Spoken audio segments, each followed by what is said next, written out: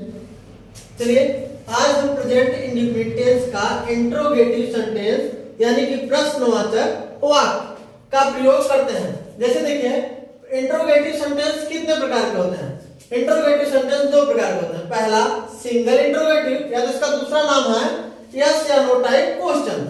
और देखिए दूसरा क्या है डबल इंट्रोगेटिव या तो WH वर्ड। इसका दूसरा नाम क्या कहते हैं WH वर्ड।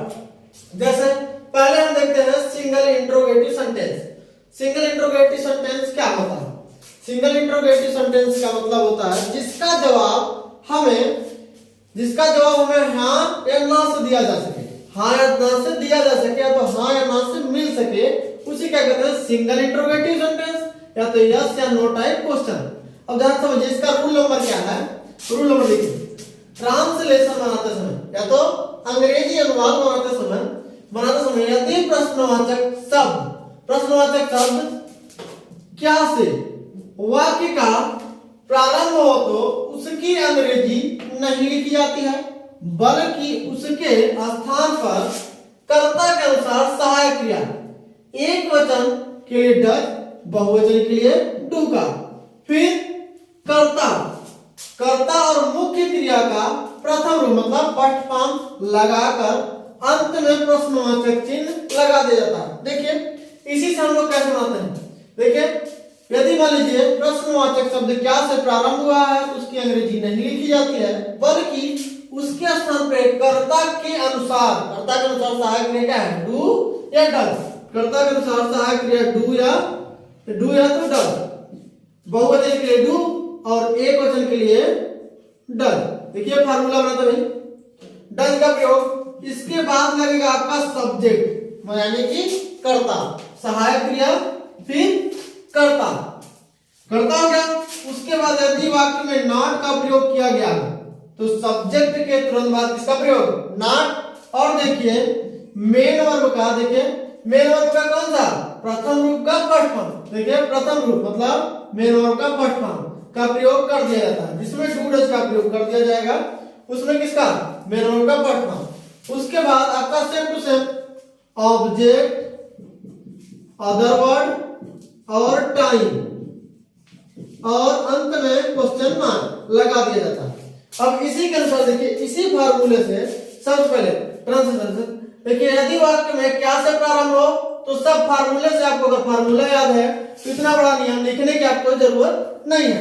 इसी के अनुसार सब आप नियम बना सकते हैं। देखिए यदि वाक्य में प्रारंभ क्या से हो तो उसकी अंग्रेजी क्या की अंग्रेजी नहीं लिखी जाती है, बल्कि उसके स्थान पे कर्ता के अनुसार सहायक डू या डज, उसके बाद कर्ता यानी सब्जेक्ट और नॉट दिया हो तो सब्जेक्ट के बाद नॉट और मेन वर्ब का first form object, other word, time, अंत में क्वेश्चन मार्क लगा दिया जाता है।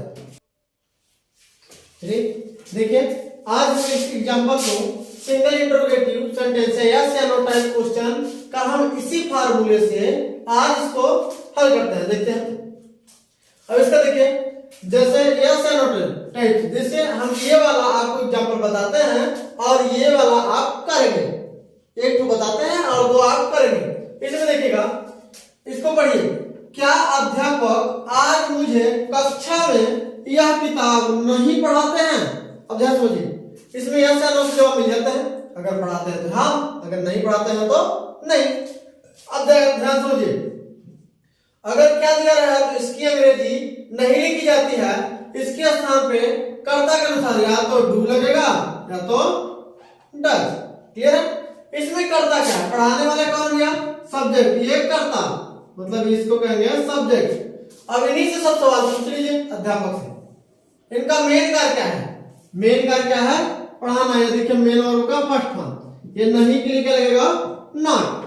अब जब देखिए पहला सवाल क्या पूछेंगे वही 5 सवाल जो आपको पहले बता दिए गए हैं, पहले हर वीडियो में बताए गए हैं उसको देख लीजिएगा। अध्यापक से पहला सवाल क्या पूछेंगे, इसका मेन कार्य क्या है इनका पढ़ाना। जब पढ़ाते हैं तो किसे, दूसरा सवाल क्या है किसे, ये देखिए मुझे मेन और ऑब्जेक्ट, ये क्या हो गया भैया ऑब्जेक्ट। जब पढ़ाते हैं किसे तो मुझे ऑब्जेक्ट नंबर 5। जब मुझे पढ़ाते हैं तो क्या यह किताब, ये ऑब्जेक्ट नंबर 2।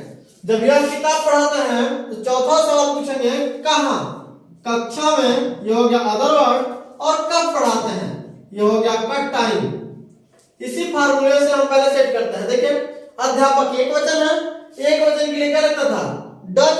अब ध्यान से देखिए यहाँ डज का प्रयोग करेंगे, क्लियर है।